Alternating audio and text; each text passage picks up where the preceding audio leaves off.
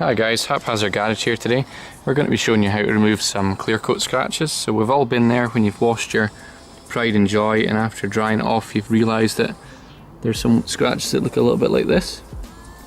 So these aren't all that deep and these are just in the clear coat layer, so we're going to show you today how to get rid of them.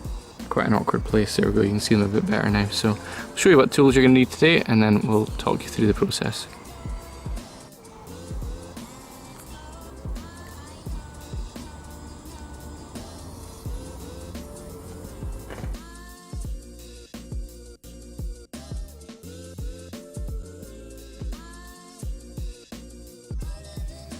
Before we fix our clear coat scratch, I'm quickly going to explain what it is. I was going to get this all nicely animated for you guys, but it turns out our budget only extends to a stolen pen, so I've drawn one of these instead. First of all, we've got our metal layer, or plastic if it's a bumper. We've then got our primer, our colour coat, and our clear coat. Now you can see I've drawn on our scratch. This is from a side profile view. And what we're seeing is we're seeing the light coming in and bouncing off of this kind of dent here. So the process of flattening and polishing is actually bringing the clear coat down to this dotted line level. And what that's going to do is it's going to shallow the angle and you're not going to see the scratch so clearly. Now because we're removing clear coat here, this isn't a process you should do very often. What you should maybe do is try and save up your scratches. I know it's a horrible feeling, but actually save up your scratches and just do this, once in a blue moon. Because if you do this too many times, next time you're going to have to cut lower and lower and eventually you're going to end up with no clear coat. Right, so what we're going to use to get rid of these scratches in the lacquer is this 3M 1500 wet and dry. So as you can see, it's not very abrasive, but it is enough to scuff the lacquer to get rid of those scratches. So the trick is, use some water. You can use it in a tub or you can use it in a spray, just like this. So what we're going to do is soak the area where the scratches are and also soak your paper, okay? And make sure it's absolutely dripping wet. And you're just gonna scuff over the scratches, okay? Just like this. So Zach, answer, what's all that cloudiness? Is that from the surface of the paper or is that from the surface of the paint? That's actually the lacquer. So since this is a clear over base paint, that cloudiness there is part of the lacquer. That's just lacquer dust. But since it's in a part of because you put water on it. Okay, right, got you. Goes all cloudy. And if this was a 2K paint or 2-pack, this instead of being cloudy white would actually be blue because there's no lacquer in that paint. Oh, so it would be the colour of the colour of the car. All right, got you. Right. So we'll just give this a wipe down. Right, so what you notice is we've created a whole network of scratches over the initial scratches. So you're going to notice that your paint has went really cloudy, but that's okay, that's what it's meant to do, so don't worry. You can see it all clouding up and drying. Right, so the scratches were all around here. Yeah? Mm-hmm. So what we've done is just shaved off the lacquer and got rid of those scratches. Looks quite shocking for... That looks 10 times better. I'll just roll about with that. So the next stage is that we're going to do is we're going to polish this and shine the lacquer again. Right, so the compound that we're going to use is a 3M Fast Cut Plus. This is a really gritty compound, so any scratches that we didn't sand out, the grit in the compound should get them out. So we're also using a 3M green pad. Right, so the colours signify what they do. So the green one is a cutting pad. Yes. And then what are the other colours, just for interest? A blue and a yellow. So blue's a fine glaze and a yellow's even finer than the blue. All right, okay, so we're using the roughest kind of pad. Yeah. Right, got you.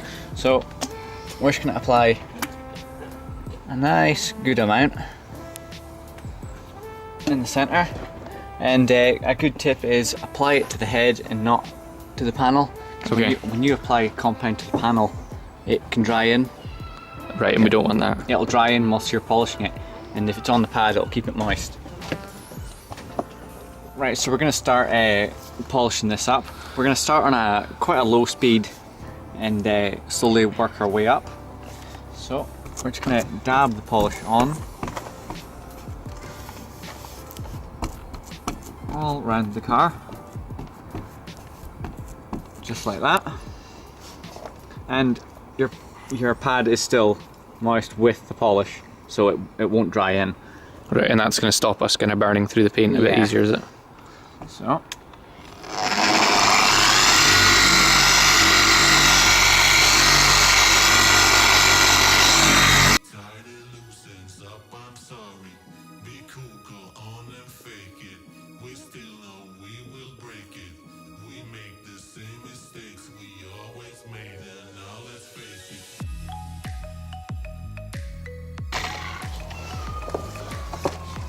Right, so that's your first one done. We'll just apply a little bit more compound. Right, so you can notice already it's getting a little bit less foggy and it's kind of coming back up to the normal shine. Not quite, but we're getting there. When you watch me doing that, I did it nice and slow. The slower you do it, the more contact time the pad has got with the paint. So if you're doing it really quickly, you think it'll do it faster, but it's not. So what I've noticed is also you're kind of bringing this out a little bit as well, and that's going to stop us getting like a really kind of shiny square of newer kind of lacquer. So you're kind of bringing this out wider than you brought your 1500 grit. So what we're going to do is we're just going to repeat that process again.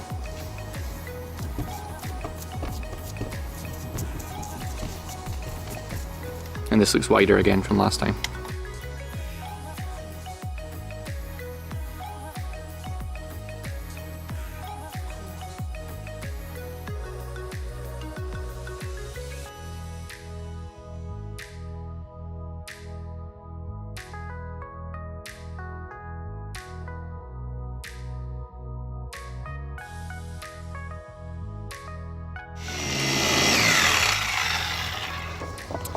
Kind of looks like if you ever used to play on Microsoft Paint, you know, if you take a rainbow circle and then you click this across the screen and you get that wicked effect. That's what that kind of looked like.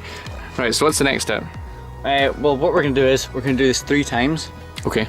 So that's 2 times now, and if you do wipe this off, it'll look shiny, but in about 2 weeks time you'll see it sink back in. Okay, so always, if you're flattening anything, 3 times. 3 times, okay. If it's just for a shine, do it twice, but 3 times for if you flattened it. Right, okay, so polishing once is kind of a bit of a waste of time, is it? Yeah. Okay. So using the same amount of compound every time or slightly less? No, just the same amount. Okay, cool. It's that nice gritty compound, getting all those scratches out.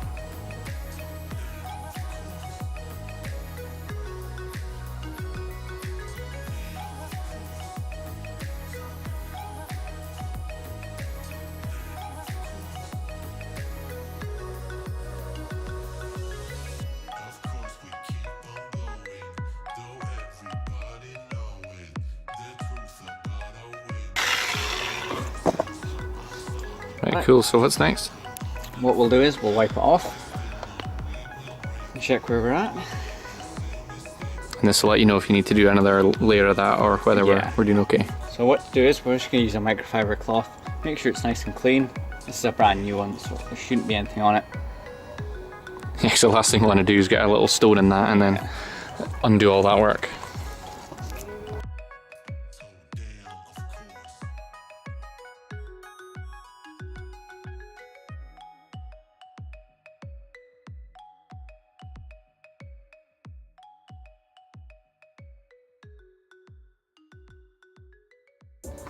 Right, so now you can see the final product here, and I'm just going to kind of play about with the light to see if we can pick up any little bits and pieces. And it looks like Zach has done a pretty sick job. So if we look up here, I don't know if you're going to see any, but the whole car was covered in these little bits and pieces. And I actually did some research and I found out that the last owner actually had steel wool for hands, and that's the reason for this. So always double check. Right guys, so what we're going to do now is once we've done all that hard work polishing it, we're going to use some wax, and this wax is just going to offer a little bit of sealing over the top of our jobs. So if you've not waxed your car before, it'll go on pretty clear, you won't know it's there, and after about 30 seconds to a minute it's going to cloud up pretty bad, and that clouding effect is what you're looking for. The cloudier it gets, the better the wax in my opinion, and we're just going to go ahead and kind of buff that off. So that's just going to seal in our job, add some protection.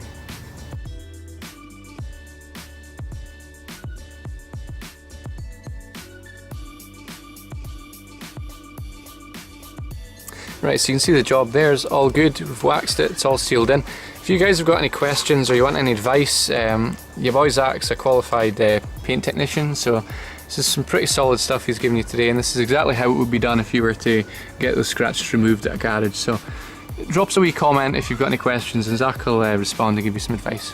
Right, thanks for watching guys, take care, see you next time.